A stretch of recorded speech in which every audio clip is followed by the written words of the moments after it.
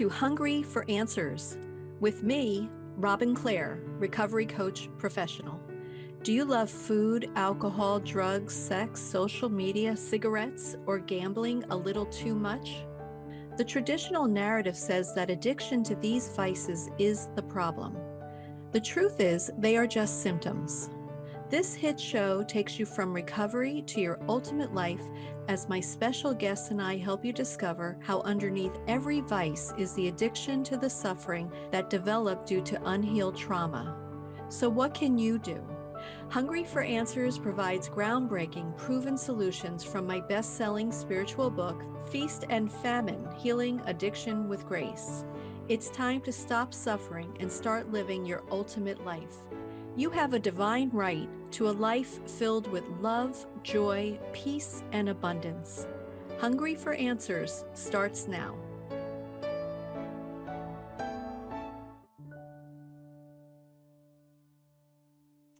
Hello, everybody, and welcome to Hungry for Answers. This is Robin, and I'm here with my special guest, Doug Sands, who's a consulting hypnotist.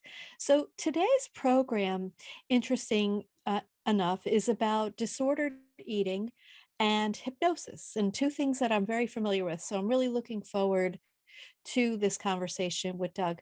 So welcome, Doug, to this show. Absolutely. Thank you so much for having me. Yeah, you're welcome. And so I always start the show off with asking the same question, which have you ever been so hungry for answers in your life? And have you had and how did you find the answers? And then how did those answers help to change your life?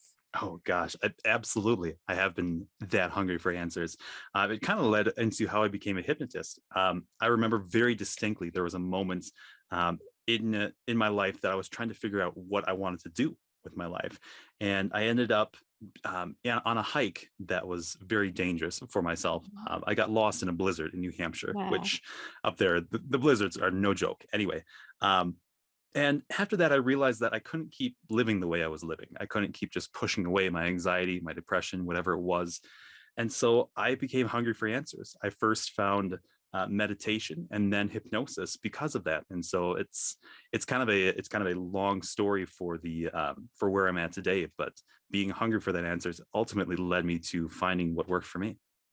Yeah, and I love there's so many interesting things in that whole little story, even about being lost in a blizzard. I mean, that's such a metaphor for how Mhm. we feel when we're struggling with mental health and emotional issues, right? And then Absolutely. finding meditation first before hypnosis, because meditation to me is a form of hypnosis.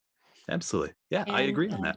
yeah, and it's interesting too. I'm a writing coach, and when I have new clients that are starting to write their books, I'm like, you have to be committed to the process, because writing a book is a meditation, is a hypnotic process, right? Because you're in it, you're living it, and it becomes so much a part of your life. And so if you're not ready to make a commitment to writing, you cannot write your book. In fact, it'll become the most frustrating Mm, thing in the world, just like anything else, right? mhm. If you're not ready to stop, obsessive eating, all that kind of stuff, it's just frustrating. So we said that the show is about disordered eating and hypnosis. So let's start with disordered eating. And so how would you define disordered eating, Doug? I would define disordered eating as a little more broad than the medical sense of it. Um, Disordered eating in the medical sense is just whether you meet the criteria of anorexia, bulimia, another type of eating disorder. I define disordered eating as eating that isn't healthy for you and that is perhaps compulsive. Maybe it's compulsive binge eating. Maybe it's you're fine most of the time, but every once a week or every 2 weeks, all of a sudden something triggers you and you have that uncontrollable eating. And so I work quite a bit with all types of disordered eating, whether it falls into that medical sense or it's just more of a smaller issue in people's lives. Yeah, so many of my listeners know that I struggled for 40 years with obsessive compulsive food disorder and bulimia. And there really is a point, even when you feel you're under control, where something triggers you. And, Mhm. that happened to me about 2 weeks ago. and I noticed that I haven't stopped eating for 2 weeks. And but I'm back now. Like Mhm. you know, I had to it was easy, it wasn't easy to stop the bulimia, but once I stopped it because I almost died from it the last time, I knew that I would never do that again. So that there was, you know, that okay, this has to end or else you're going to end Mhm. basically. But Absolutely. the compulsive eating, that was really hard to end because you know, we're given permission to eat 3 times a day plus snacks. Mhm. So we're basically eating all day. And where does the just eating, the healthy eating, the maybe just eating too much and the compulsive eating, where does compulsive eating, how does that differ from just overeating? That's a really great point. And looking at that, I'm sure your audience really understands that oftentimes it's not the eating that's the problem. It's that emotional trauma or whatever it is that Okay. caused that thing to become a problem in your life. Usually, overeating is something that happens. It happens, and you just kind of brush it off. You know, you're not really that excited about it happening, but you don't beat yourself up about it. What I define compulsive eating as is that uncontrollable feeling, that feeling as soon as you pass that, perhaps that fullness threshold and you just cannot stop eating. It feels like your body takes over. It's like your body is desperate to put in as much food as Yeah. possible before you cut yourself off and regain control almost. It's when a person knows that they might be hurting themselves with food, but they can't seem to stop it from happening. So you said something when your body is desperate for food. Is that really coming from the body, the desperation, or based upon what you said, is that coming from the mind or the emotional body? I think it's definitely coming from the mind and the emotions. I often have to differentiate with my clients the idea of head hunger and body hunger. And when our body is hungry, every bite of food we take tends to satisfy us a little bit more. And this is a great way to kind of judge whether you're what type of hunger you're actually eating for. Whereas if you're eating for head hunger, you eat a little bit of food and you might feel a bit of relaxation, but your body feels a little bit more uncomfortable because it doesn't actually need that food. And so when we're struggling with that head hunger and that is kind of causing that compulsion, oftentimes we might be hungry for, I don't know, a hug or Mhm. socialization or acceptance or that safety. Oftentimes that's the biggest thing. We want that feeling of stability, and food is a really easy way, unfortunately, for us to create that temporary feeling of safety. Yeah, and I'm going to go out on a limb here, but I'm going to say that our body is never hungry for sweets and chips. Like our body is typically hungry for water and greens and maybe fruit. So there's the whole mindfully eating, and listening to your body. But I would say, maybe you can disagree or disagree with me. It's okay. I don't think when we're looking for foods that do not benefit our body, it's not our body talking to us. How do Absolutely, you? I agree with that. And I work with quite a few nutritionists on the side as referrals and everything. Um, and from working with them and from seeing the results out of this hypnosis, people are often shocked that I'm hungry for vegetables or I'm hungry for proteins. And when we resolve that emotional issue, all of a sudden it's not like the urge for ice cream goes away. You can still have that, but the overwhelming urge to have sweets, the overwhelming urge to have those potato chips, it's not quite as prevalent because your body realizes I'm actually eating to feed myself and to fuel myself, and your Mhm. emotions don't play quite as big a role in that. Definitely, for sure. Yeah, so that's to me is always what when I sometimes stop and look, what am I really hungry? Like, what am I going for? Mhm. If I'm going for um calorieless, or not calorieless, like empty calories, Yeah. I know I'm not hungry. And I was thinking about that yesterday, that I I kept eating more than I wanted to. And I realized I forgot to drink my water. And I've always read that water and hungry feel the same. Can you confirm that in your studies? Yeah, absolutely. That's a really great point that oftentimes we forget that um, the the body is really great at creating signals to get what it needs. If we need to pull our hand away from a stove, it creates that pain signal. And sometimes they seem roundabout to our logical minds, but the need for water is such a huge drive of hunger. Oftentimes, Mhm, or I should say, the need for water is one of the main reasons that we eat. Maybe we get water from cucumbers or another food that mhm, we eat. And so our body tends to create those false hunger signals when we desperately need that water. And so when someone is coming into a program or something to lose weight or to work with anything around their health, one of the first things I recommend across the board is just to drink that water. It's such an mhm. important part of our health. On many levels, not Yes, even just as a weight loss, tool in your toolkit. I mean, our body really needs that water. And so what we're really saying, I said water and hunger, but what I really meant to say is that when we feel hungry, many times we're just thirsty. absolutely. Right. Yeah. So I want to just clarify that, because so yesterday when I was reviewing my eating for the day, and thinking about it, I'm like, yes, there were many times when I reached for something to eat where I should have drank my water. And so I'm trying to be more conscious of that today. And so I always feel like every day is the first day of the rest of your life.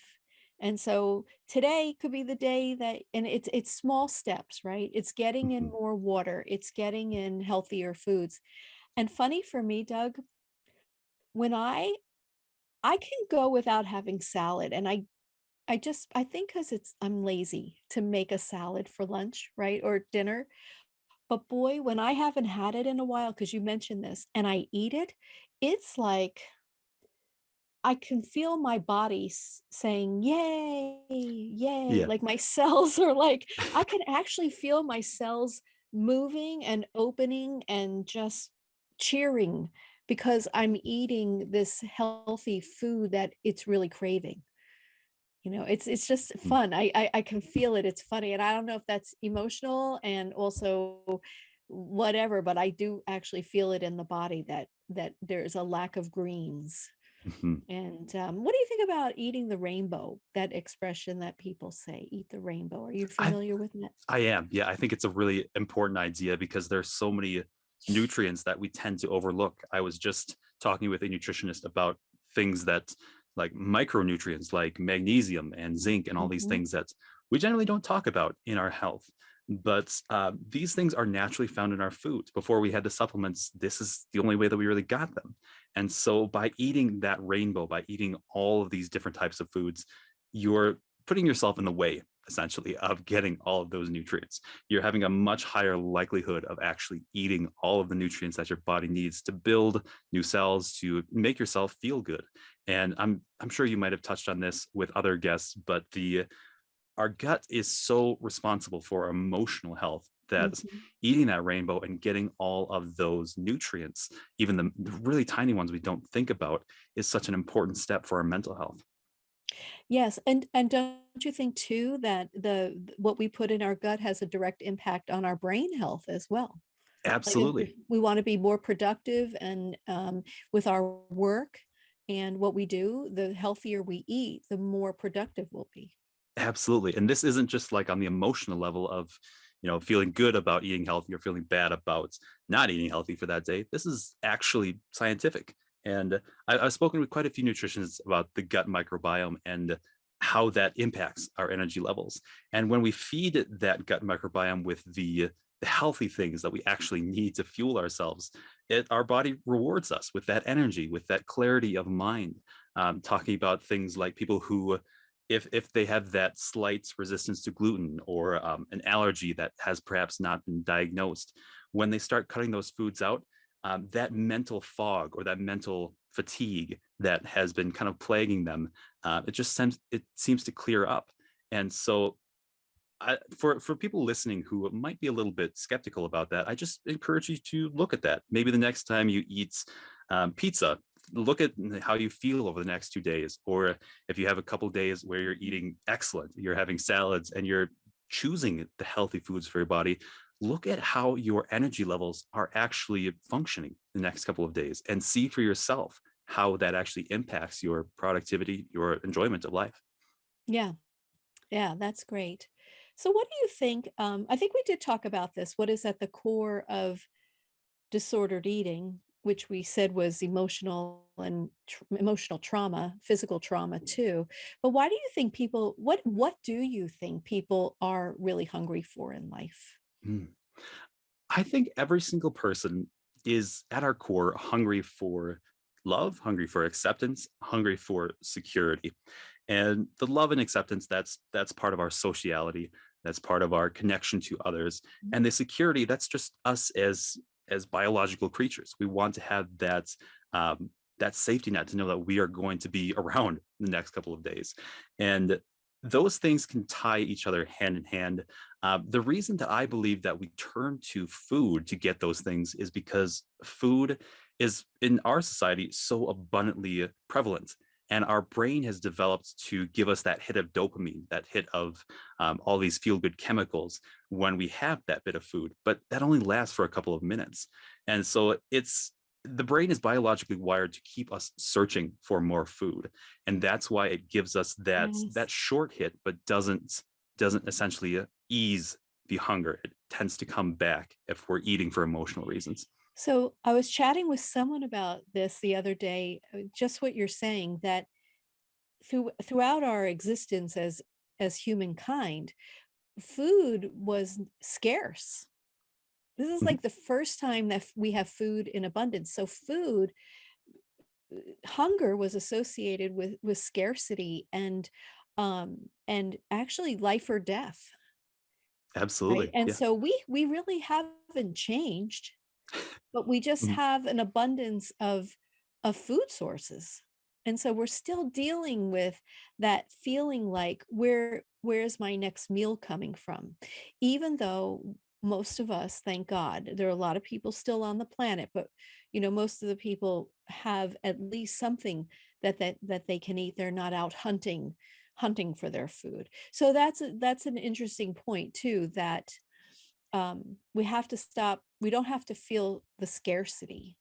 And I think that's probably where hypnosis can be very helpful for that too. So we're going to go to break now. You're listening to Hungry for Answers with me, Robin Clare, and my guest, Doug Sands, and we'll be right back.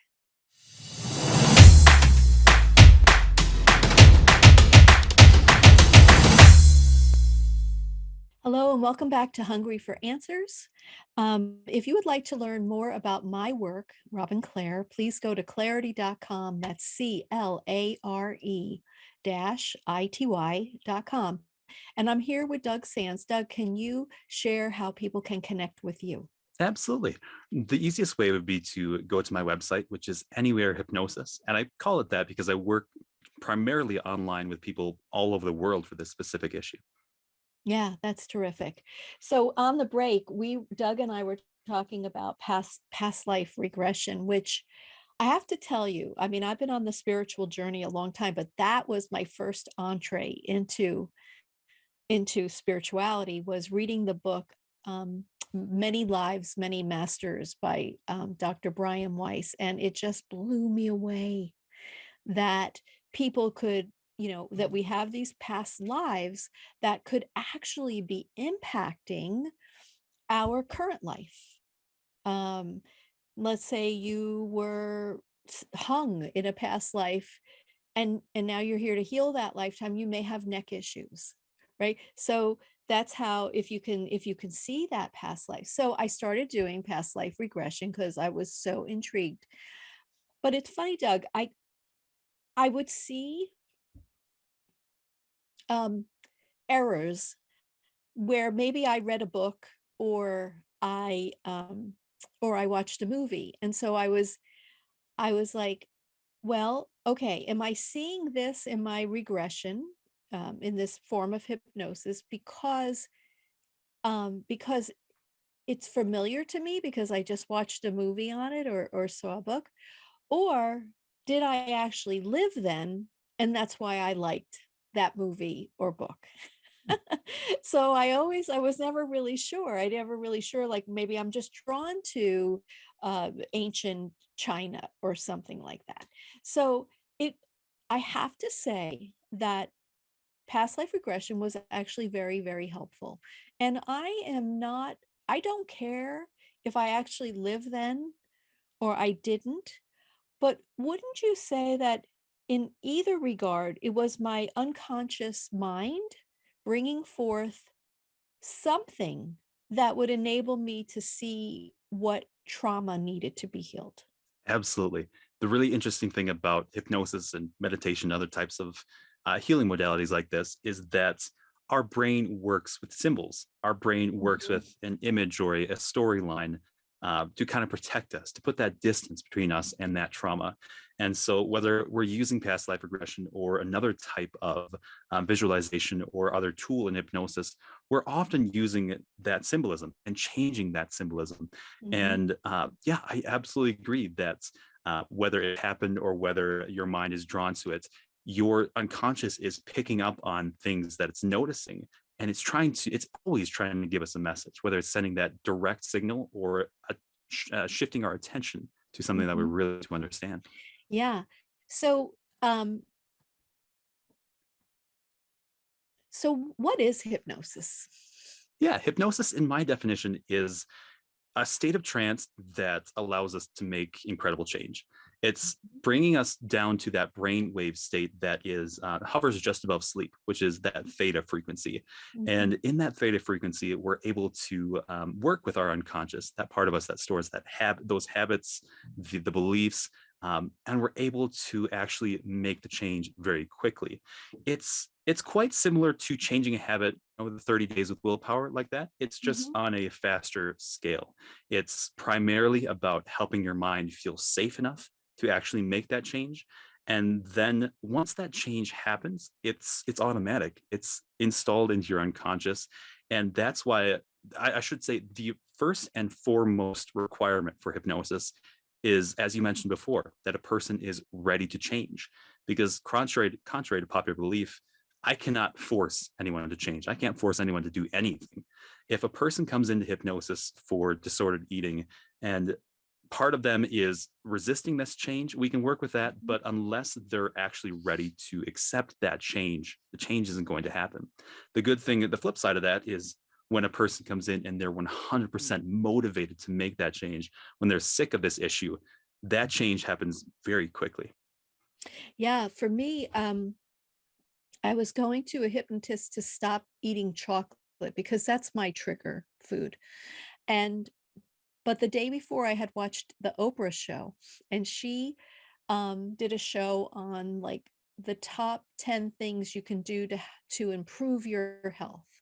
And I was so intrigued by the show because it was really at a time where we were first starting to talk about red wine and different things. And so the next day I went to the hypnotist, and not only did I come out not eating chocolate, but I came out not drinking coffee, and I came out drinking red wine, which I never had before. I didn't like it actually, but it was funny, like all of those things on the list, the Oprah list, actually made it into the session, probably because I was still really thinking about them as health benefits. Like I was determined to make a healthy change in my life.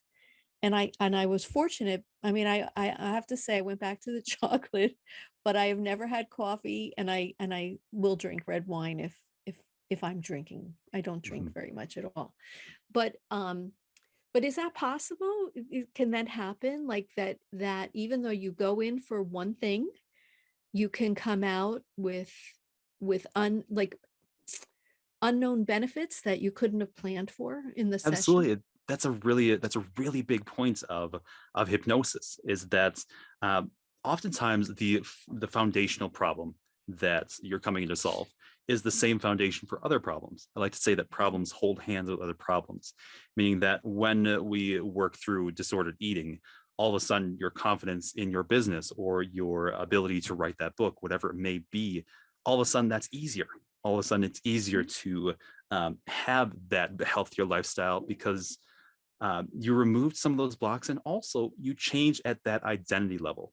You change at the identity level of saying, I am someone who struggles with disordered eating, to I am someone who eats healthy, who cares for themselves, Mhm. who does whatever it is in their definition. And that also brings up a really interesting point about what you mentioned about the coffee and the red wine, that when I'm working with a person to improve their health habits, I'm being deliberately vague, meaning I'm not saying you're going to eat, a half cup of vegetables every single day. Number one, that's prescribing, and that's not what I want to do. But number two, each person has their own definition of health, meaning that if I give the suggestion to you will eat healthy or you will prioritize your health, each person in their mind is going to fill in that specific answer. So in your case, it Mm. might have been filling in red wine and drinking less coffee or no coffee at all. For another person, it might be getting off of sugar. It might be prioritizing fats or healthy fats. And it really, a person's definition of health, I can't control that. And then really, I don't know that. And so by giving them the space to fill in their own definitions, I think that's one of the really powerful side effects, if you will, of hypnosis. Yeah, I love that. I love that because we do know what health means to us. And someone said to me recently, "Wow, you look really healthy."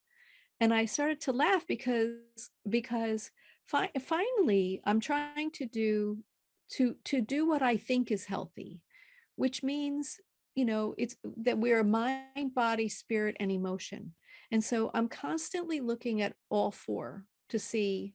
So it's not even what do I think I should eat, but it's am I, connected to my own inner divinity? Do I am I being successful in therapy? Am I reading to enhance myself? So for me, it is, I agree with you, it's this whole life benefit of being healthy. And then what happens is, I was going to ask you this. Mhm. Let's say on the disordered eating, and you're able to, people are no longer obsessively eating, and they're working on their overall health. What I think is that there'll be other benefits in their life, like finally being able to be abundant in their business, or healing the relationship with their partner or their parents. I think that sometimes those impediments are an excuse for us not to have the life that we most desire. What do you think about that? I absolutely agree that even though it might be a negative thing in our life, sometimes the fear of reaching out to be that authentic self, to start a new business, whatever it may be, um, that impediment is an easy way to still hide behind the covers, to say that I'm not quite ready for this. Whereas when we heal that trauma, when we heal whatever it may be that's stopping that thing, all of a sudden you realize, first and foremost, you're safe. You're actually able to go out in this world safely. And that brings up an interesting point as well, that's the unconscious, talking about symbols again, um, it presents this issue, whereas the underlying thing is not exactly that issue. Meaning that if the underlying issue is trauma, it may present it as disordered eating, or as lack of confidence in your business, or not showing up as your authentic self. That's your mind giving you a symbol of saying, hey, something is wrong, and I can't quite tell you it because you're not ready for it yet, but Yes. we need to deal with it in some way. Yeah. So do you think by dealing with what may look more obvious as the problem, do you see then people in your own practice coming back to say, hey, this happened after I looked at this? Can we work on this next? Absolutely, absolutely. That brings up quite a few different metaphors, I guess. Oftentimes, I say that when we've got multiple different issues we're working on, they're kind of like layers of that onion.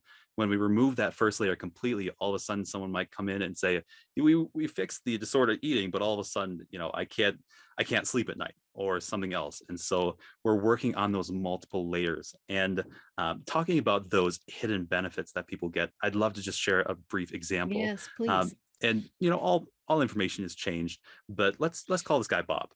Bob was a CEO of a small business, or small to mid-sized business out in California, and he came in because of disordered eating, and he was having some sleep issues. And so we worked with that. We worked with the disordered eating, and at first the sleep issues got worse because all of a sudden he didn't have that crutch of disordered eating, and so his mind freaked out a little bit. But once we assured his mind that it was safe, we actually worked through that problem and it's not there anymore. The sleep issues gradually went away even before our final session. And so afterwards, about a couple months after the hypnosis program, Bob reached out to me and said, we worked on these things, but all of a sudden I've started my own book and I've started mountain biking again, which I haven't done in years because I was afraid of breaking a bone or something like that. Mhm. And all of a sudden he had this confidence, this safety, if you will, in his mind to reach out and be his authentic self. Oh, that's a great story. Great story. So it brings me to another topic, which I think is related to that, and that is a three words that we hear all the time that I don't think people really know what they are. So I'm going to ask you to define them, and that Mhm. is self-limiting beliefs. Mm. Are we talking self-limiting beliefs as one idea or each of those three things individually? Oh, go for it. I, However you want to answer it. all right. I'd love to tackle the self-limiting beliefs first as a phrase. Um, Really, there any beliefs that are holding us back, and there any beliefs that are holding us back from being that true self, from being that authentic person, Mhm. whether they're a negative belief or a positive benefit. We talked about hiding behind things. And even though the thing itself may be negative, your mind might be getting a positive result from it. Maybe you don't have to deal with a difficult family member, or maybe you can avoid work meetings or wherever it may be.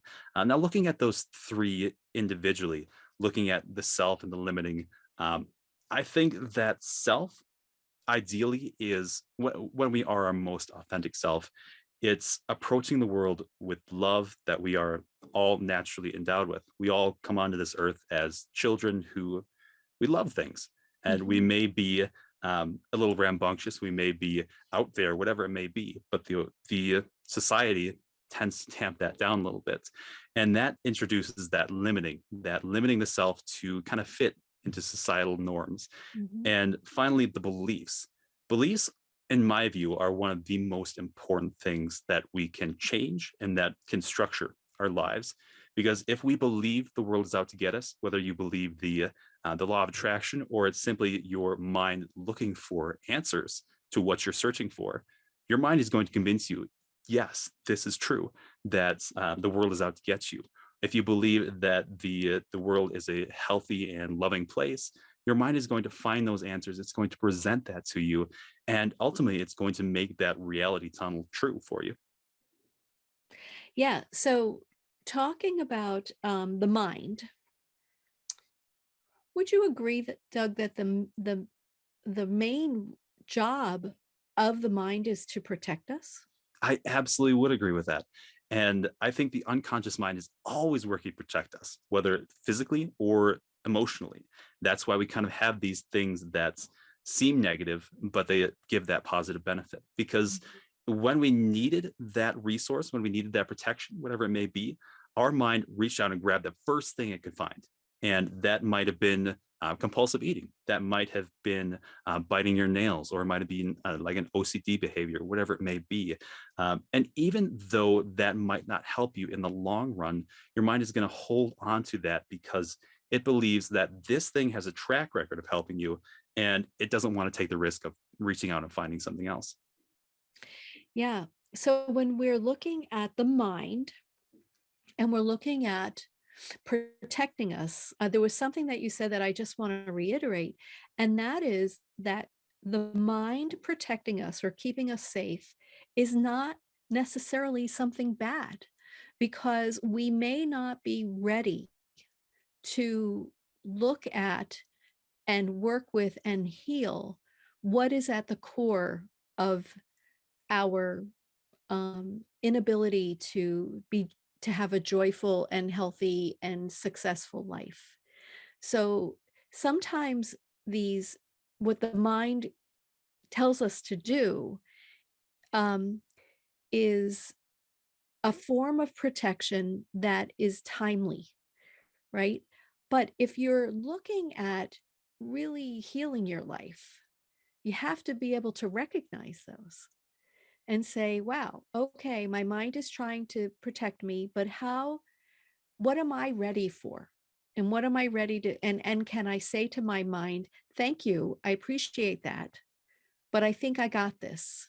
Or I think I can turn to Doug, or I can turn to Robin, and or any other professional and say, this is rearing its ugly head. Like I did that when I realized I was eating for 2 weeks. I talked to my therapist about that and said, this is what's happened over the same 2 weeks.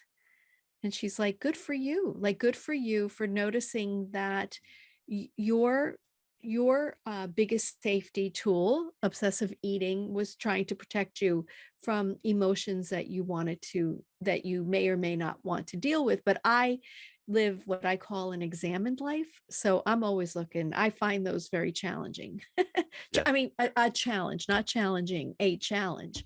And so I'm always looking for where can I grow? Where's the growing edge for me? And so I'm very aware of what my mind is doing. But this is a beautiful thing. So if you're not sure what your mind is doing, that's where Doug comes in, because that's his expertise, is on the mind. So we're going to come back in a minute and talk more about Doug's practice and how you can work with him. So you're listening to Hungry for Answers, and we'll be right back.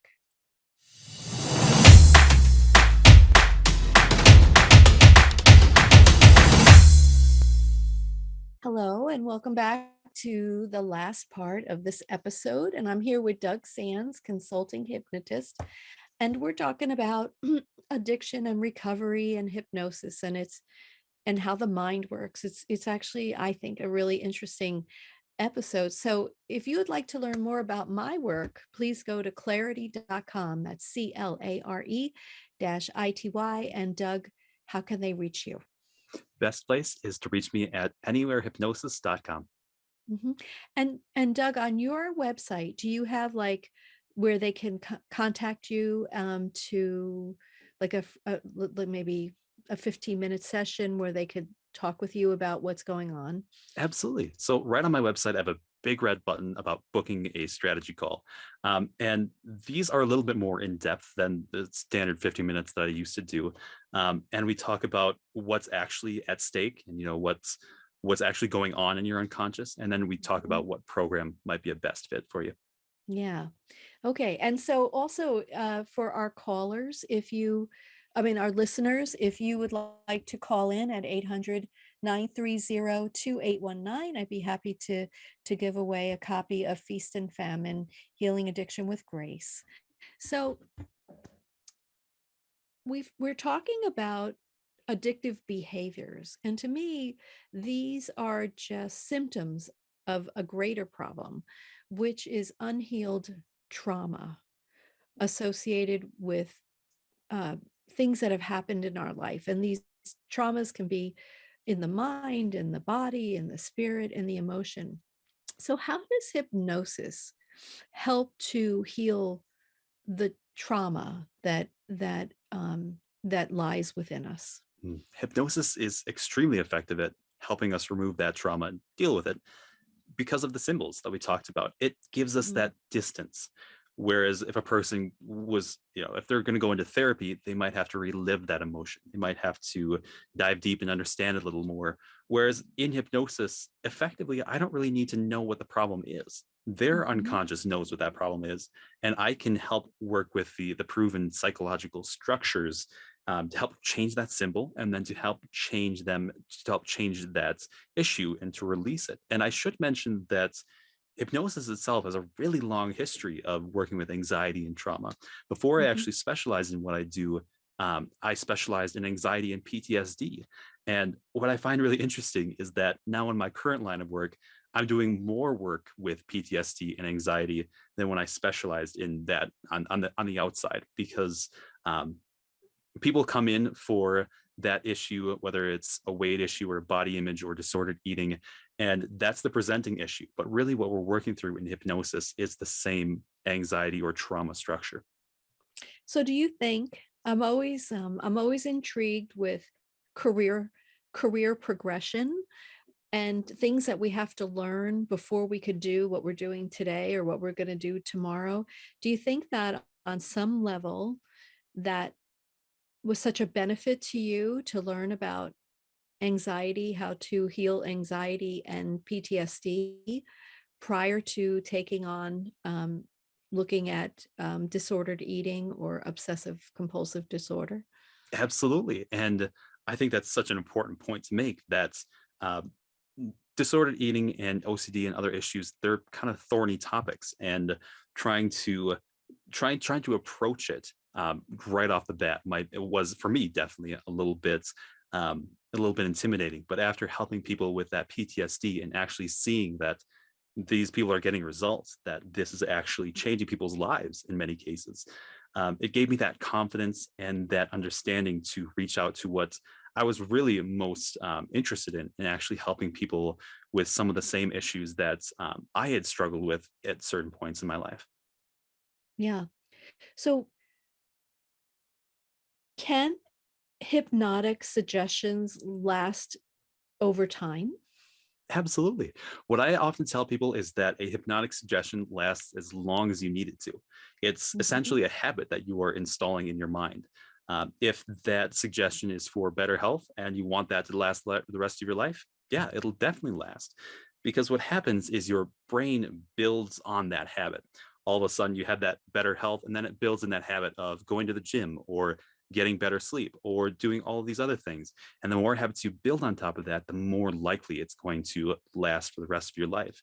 Now, the interesting thing is, if you don't need that habit anymore, if like 2 years down the road, you don't need this habit to monitor your health or to monitor your eating, whatever it is, because you resolve that issue, all of a sudden that habit's just going to go away, or that habit gradually weakens until it's no longer there, because your brain is constantly pruning away the neural connections that it doesn't actually need. Yeah, it's very, very interesting. And I do believe that when you are living an examined life, I use that term. So what does that mean? That means when you're really looking at how what affected my past? What are the experiences that affected my past? Now, for me, I go into past lives as well. So past, but in my work as an Akashic record reader, which is where our soul's information is like a repository, a big library. Mm. One of the things that I learned is that in this lifetime, 18 every 18 years is a new lifetime.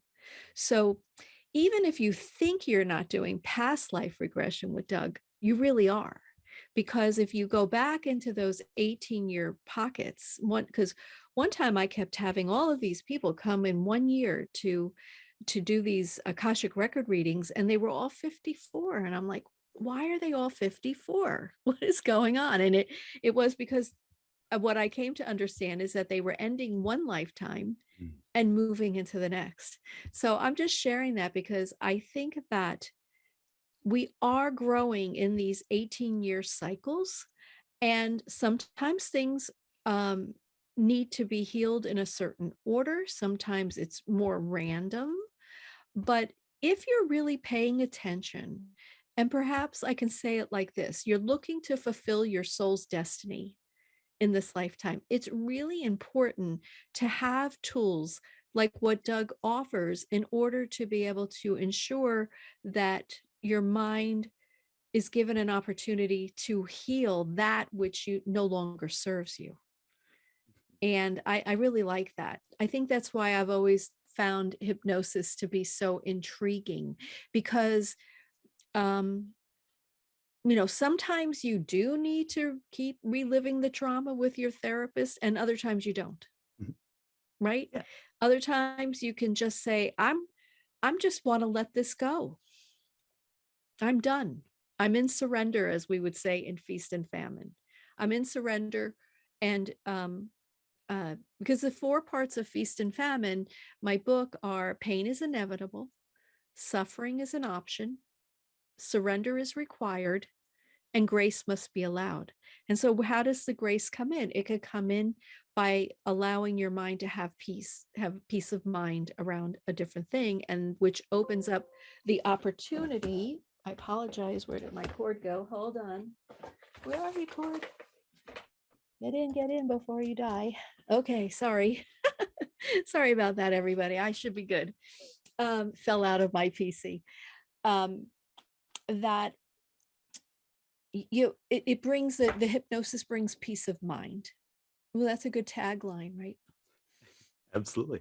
And if I Yeah. may, if someone Yeah. is struggling with something and they're kind of beating themselves up about why haven't I done this or why haven't I made this change yet, talking about being ready to change. When a person is ready to change, Mhm. you'll know. It's very clear that you're Yes. sick of this thing, that you're ready to get it out of your life. But if you haven't gotten to that point, if perhaps your mind needs to work through that a little bit longer to get up to that point, don't beat yourself up about that. Give yourself Mhm. the time to reach that point that I call threshold, where you're ready to make that change and you want that change to happen as soon as possible, because that time will come. Yeah, and again, in my work we call it surrender, right? Like you are at the point where you are really done Mhm. with what has been holding you back. And unfortunately, I think you can't change until you get to that place, right? What you call the threshold, because otherwise it could be just wishful thinking. And wishful thinking does not bring true change. True change happens when you're really done. And, I could say to all the listeners, when you've surrendered in the past, when you're like, I am so done with this, I'm not doing it ever again. And, or I'm not, I have to change. Like it becomes physical almost when you're saying it. You're not just using the words like, I wish that would change. Like that's very much here in your Mhm. face, right? You're just saying the words, but when you're like, I am done, it's almost like becomes a physical feeling in your body that you know that this is the truth for your life.